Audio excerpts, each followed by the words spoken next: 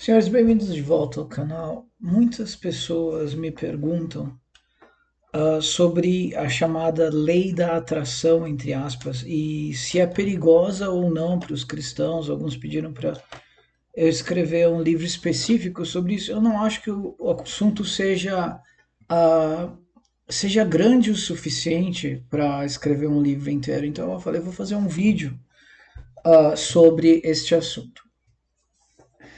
Se a lei da atração é ou não perigosa. Primeiro, vamos entender uma função do nosso cérebro chamada sistema reticular ativado. O que acontece? Obviamente, o número de informações que existem no universo é maior do que o número de informações que o nosso cérebro consegue processar.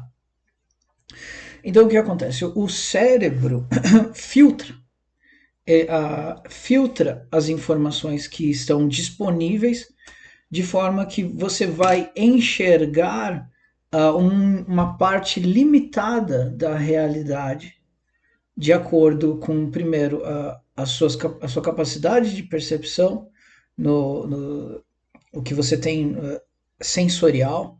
Então, se é limitada por uma questão biológica, uma doença, você perdeu a visão e tal, você vai perceber bem menos da realidade, isso é óbvio. E se você, por exemplo, tem um problema auditivo, você não vai conseguir ouvir os sons. Aí isso já bastaria para nós entendermos que nunca o que nós percebemos da realidade é a realidade. Porque se eu ficar cego hoje, eu já não vou enxergar o universo, não quer dizer que o universo deixou de ter forma, cores, volume. Não, simplesmente eu não consigo perceber mais por uma deficiência sensorial. A partir daí, os senhores conseguem. É simples entender o conceito de que, obviamente, você não está vendo a realidade como ela é, mas sim da forma como você consegue enxergá-la. Então, primeiro, vai além dos seus sentidos, da sua capacidade sensorial, além da visão, audição, tato, olfato. Além disso, há também a recepção do estímulo e a interpretação do estímulo pelo nosso cérebro. O que determina o que vai ser assimilado e o que vai simplesmente ser descartado, a relevância de acordo com a sua visão de mundo. E é aí que você ser, por exemplo, pessimista vai te fazer enxergar coisas ruins. Se você é uma pessoa otimista, você vai enxergar as oportunidades, as coisas boas. Se você é um cristão, você vai enxergar a glória de Deus em cada coisa. Eu estava fazendo uma caminhada na represa esses tempos atrás e eu encontrei uma pena caída no chão de algum pássaro muito grande, que a pena era enorme. Eu peguei a pena e fiquei maravilhado olhando para a pena. Por quê? Porque como eu sou muito íntimo de Deus, de Jesus Cristo, por ser cristão, eu fico maravilhado com a glória da criação. Então, numa pena, a glória da criação se manifesta. Um ateu não vai ver nada, uma pena. Ok. Ou ele vai, sei lá, ponderar sobre as circunstâncias evolucionárias que fizeram surgir uma pena, etc. Então, o que você vai enxergar depende da sua visão de mundo e também o que você espera ver. Se eu falar para os senhores, saiam fazer uma caminhada ou andar de carro e reparem em todos os veículos azuis, os senhores vão enxergar veículo azul em tudo que é lugar. Se eu pedir para os senhores fazerem a mesma coisa com veículo vermelho, os senhores vão enxergar veículo vermelho em tudo que é lugar. Por quê? Porque como a nossa capacidade de perceber o mundo é limitada, por uma questão de capacidade de processamento, como num computador, aquilo que não é relevante a gente simplesmente descarta. Se eu falar para os senhores, olha, vocês vão encontrar dinheiro na rua, o que sabe acontecer? Você vai começar a encontrar dinheiro na rua. Não porque está aparecendo mais dinheiro na rua, que vocês estão começando a procurar. Então vocês enxergam. Para que isso? Essa é a diferença entre você ver o mundo com um olhar negativo e um olhar positivo. Se você tem a expectativa de que coisas boas vão acontecer, o seu cérebro vai procurar pistas e oportunidades daquilo. Se você acha que o mundo é um lugar hostil a si mesmo, o seu cérebro vai procurar sinais de que o mundo é hostil. Se você acha que todo mundo te odeia, o seu cérebro vai procurar indícios de que o mundo te odeia. Uh, Se você acha que todo mundo te acha o máximo, o seu cérebro vai procurar indícios de que as pessoas te apreciam. Não quer dizer que as pessoas estão te apreciando mais porque você se tornou uma pessoa que assim espera. Simplesmente há um dado número de pessoas que vão mesmo te apreciar, há um dado número de pessoas que vão sempre te odiar, te achar ridículo, e o seu cérebro está focando nessas coisas específicas e tal. E tal que se chega ao ponto das pessoas serem iludidas, elas não conseguem perceber a realidade como é. Se ela for patologicamente positiva, ela vai achar que todo mundo aprecia ela. Tem aquelas pessoas que acham que todo mundo gosta dela, todo mundo tem ela em alta conta, e acaba sendo até meio que inconveniente porque não se toca que ela está incomodando, porque ela acha que ela é tão incrível que obviamente ela nunca vai incomodar ninguém porque a presença dela é um prêmio para os outros. Então essas coisas acontecem.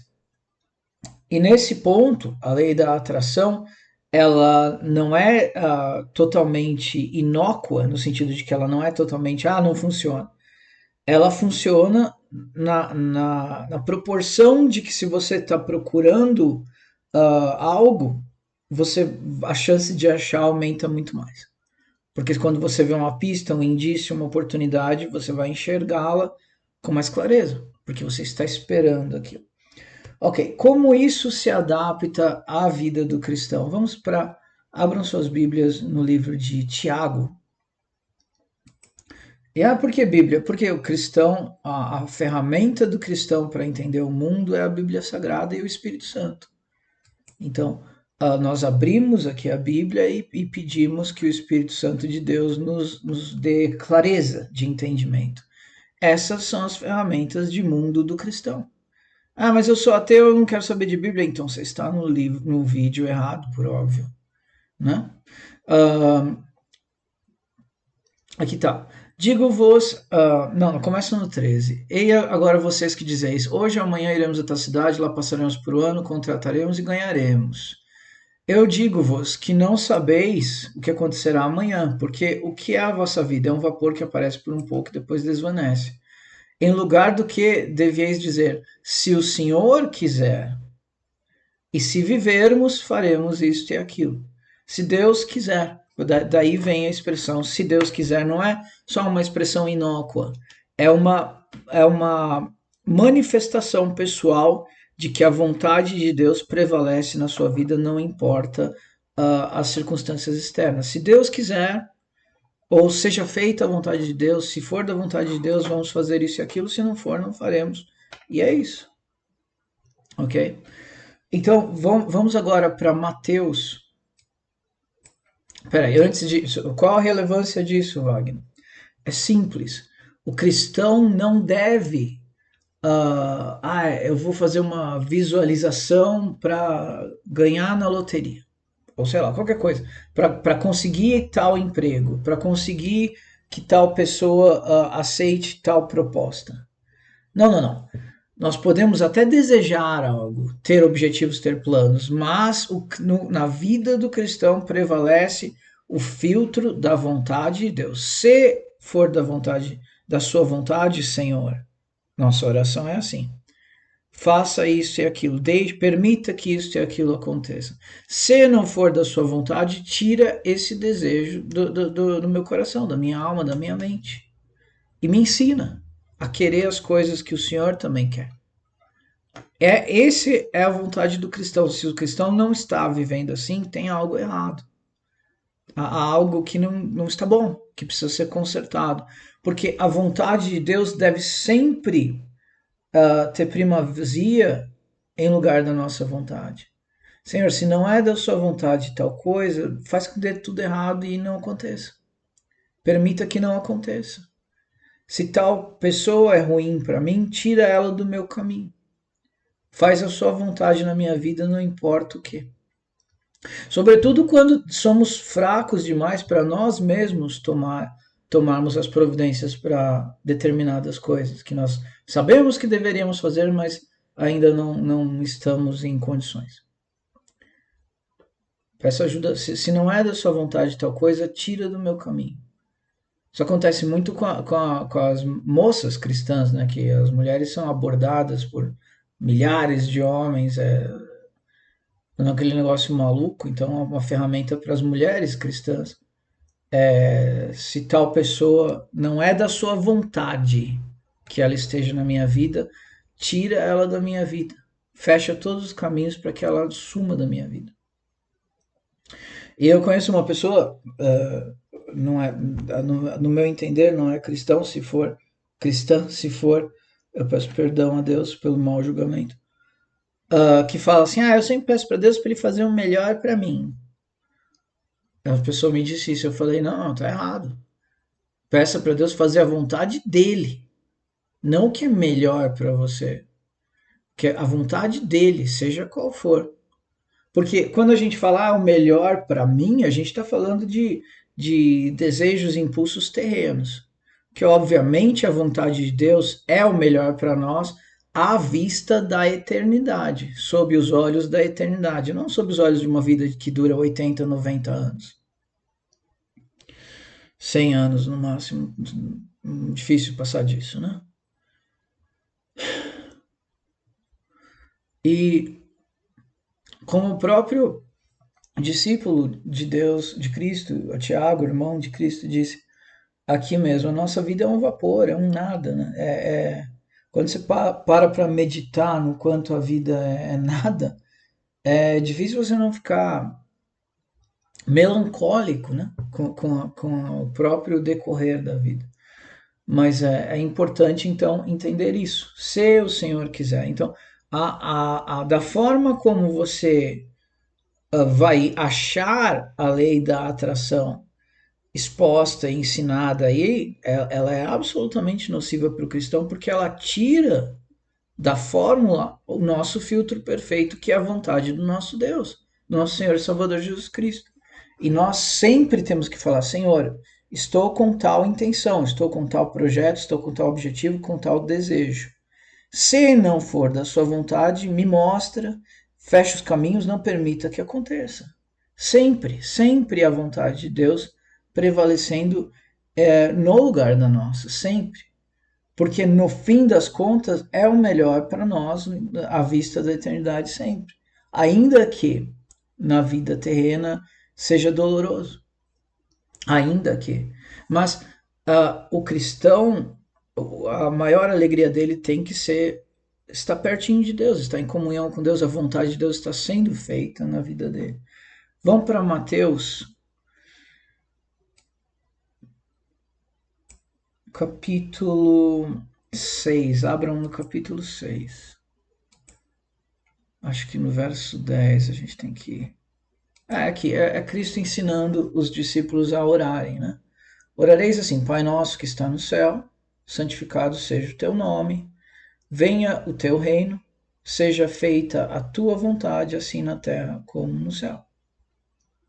Pão nosso de cada dia nos dai hoje e assim por diante. Perdoa as nossas dívidas ou ofensas, assim como nós perdoamos os nossos devedores, aqueles que nos têm ofendido. Não nos induz à tentação, livra-nos do mal, teu é o reino, o poder e a glória para sempre. Amém. Essa é a oração. Então, no verso 10 diz, venha o teu reino, e seja feita a tua vontade, assim na terra como no céu, e nas nossas vidas. Na terra e principalmente nas nossas vidas. Então, venha o teu reino o que mais devemos desejar acima de todas as coisas nessa vida, é a vinda do reino de Deus, é a consumação do plano de Deus no universo. E, obviamente, a nossa salvação, através do sacrifício, da ressurreição, da glória de Jesus Cristo, que morreu por nós e ressuscitou por nós e vai nos salvar, se nele crermos. Mas então, Aqui está, seja feita a tua vontade, não a minha vontade, a tua vontade, Deus. Ok? Então, aqui continuemos agora para o capítulo 17 do mesmo livro, que diz o seguinte, no versículo 20. E Jesus disse-lhe, por causa da vossa pouca fé, tal coisa. Eles não conseguiram expulsar um demônio. E falou, Senhor, por que a gente não conseguiu expulsar o demônio? Foi por causa da pouca fé. Porque em verdade vos digo, se tiverdes fé como um grão de mostarda, direis a este monte, passa daqui para colar e há de passar, e nada vos será impossível. Obviamente, não porque nós temos esse poder, mas porque eles estavam com a autoridade outorgada por Cristo. E nós também temos esse espírito de adoção com Jesus Cristo hoje. Então, se a nossa fé alcançar, coisas incríveis, coisas miraculosas ocorrerão na nossa vida por causa da fé em Cristo, por causa da fé em Deus. E aí está outro problema da lei da atração, que fala do universo. O universo vai se alinhar para te dar isso ou aquilo. A gente não pode despersonalizar Deus. As pessoas que eu não vou mostrar o verso aqui, mas o verso diz que adianta um homem ganhar o mundo inteiro e perder a sua alma. Se você está falando de universo em vez de falar de Deus, você está colocando a sua alma em risco de ir para o inferno.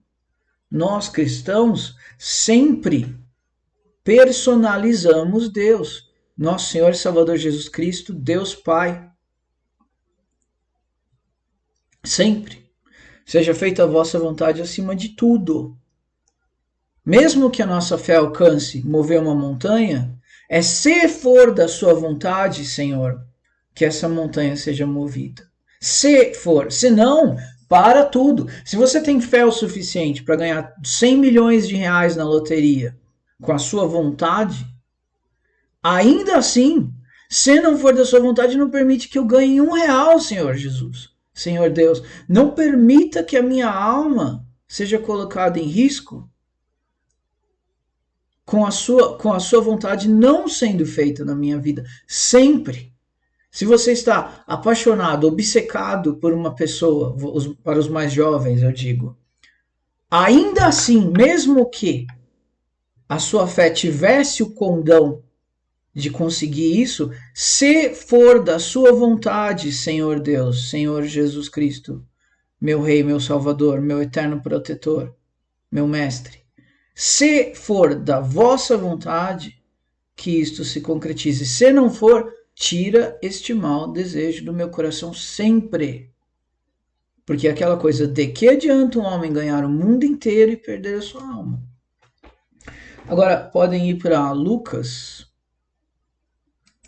e abrir o capítulo 14 de Lucas. 28. Pois qual de vós, querendo edificar uma torre, não se assenta primeiro fazer as contas dos gastos, para ver se tem com o que acabar?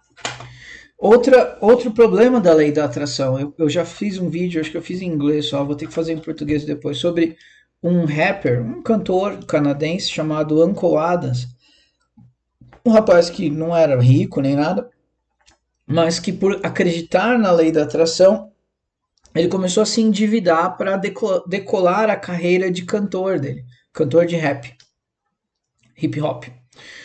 Se endividou em quase $200 mil, que ele gastava em vídeos, em produção de álbuns, em marketing, em tocar música no rádio, enfim, gastou $200 mil, não conseguiu ficar famoso, não conseguiu fazer sucesso, não conseguiu fazer um único show, porque ele acreditava na lei da atração. Mas nós, qualquer projeto que tenhamos, primeiro, temos que consultar Deus para tentar descobrir se é da vontade dele ou não. Sendo da vontade dele, fazer as contas, projetar os gastos, não se endividar com uma coisa que você não sabe se vai dar certo. Com uma coisa que você não sabe se vai dar certo. Não fazer dívidas impagáveis com uma coisa que você não sabe se vai dar certo. Não quer dizer que não pode comprar nada parcelado. Se você tem os meios de pagar as parcelas, é é uma coisa de risco baixo, se não vai destruir a sua vida no primeiro probleminha que tiver. Por exemplo, se você tem um emprego, ganha R$ 2.000 por mês e vai parcelar um carro em 60 vezes de R$ 1.000, eu acho arriscado. Eu acho arriscado. Por quê? Porque você pode ser mandado embora amanhã. Agora, não, é um emprego no serviço público, paga R$ 4.000. Eu já passei o estágio probatório. Eu não tem ninguém, não tem nenhum inimigo terrível tentando me fazer perder o emprego. É bem calmo, é bem tranquilo. Eu acho que a chance de eu perder esse emprego é mínima. Aí tudo bem. Aí o risco não é tão grande. 60 de mil, sei lá, é um exemplo, senhores. Né?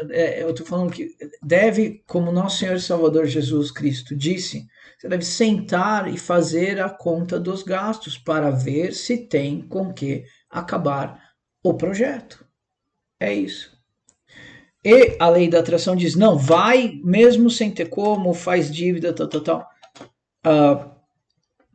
Porque aquela história de, queime os barcos, aquela história por causa do, acho que é Troia, alguma coisa assim, que eles queimavam os barcos para não ter opção de fugir, tinham que ganhar a batalha de qualquer jeito. Não queime barco nenhum. Vocês não são soldados da guerra de Troia, sabe Deus de onde que é isso. Vocês são pessoas vivendo uma vida num mundo perigoso, cheio de perigos. Façam as contas, sejam prudentes. Agora, por último, Malaquias, no capítulo 3, no verso 7, que diz assim: Desde os dias. Porque. Vamos começar no 6. Porque eu, o Senhor, não mudo, por isso vós, filhos de Jacó, não sois consumidos.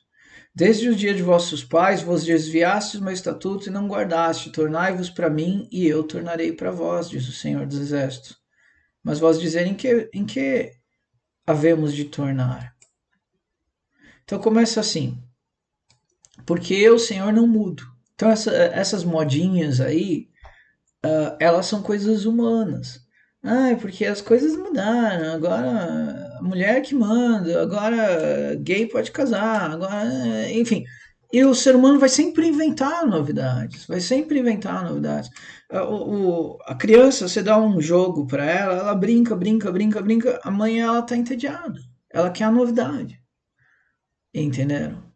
O, você dá um alimento para a pessoa, depois no outro dia é o mesmo, ela comeu um negócio diferente. O ser humano busca novidades. Deus não é assim. Porque eu, o Senhor, não mudo. Como era, hoje é para Deus. Deus não, Deus não muda.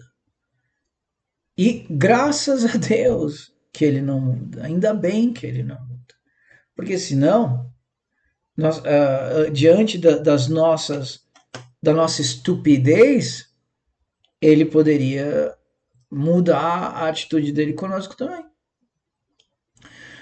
Mas diz o Senhor assim: tornai vós para mim e eu tornarei para vós. Tá? A porta para o nosso retorno está sempre aberta. Então, você errou hoje, não quer dizer que você tem que errar amanhã. Se você errou ontem, não quer dizer que você quer errar hoje. Lute dia após dia e se você se afastou de Deus, se aproxime de Deus. Porque há a promessa: volte para mim e eu voltarei para ti, diz Deus.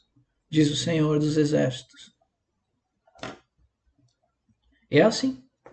Então, qual que é o resumo disso tudo? É bom ser otimista.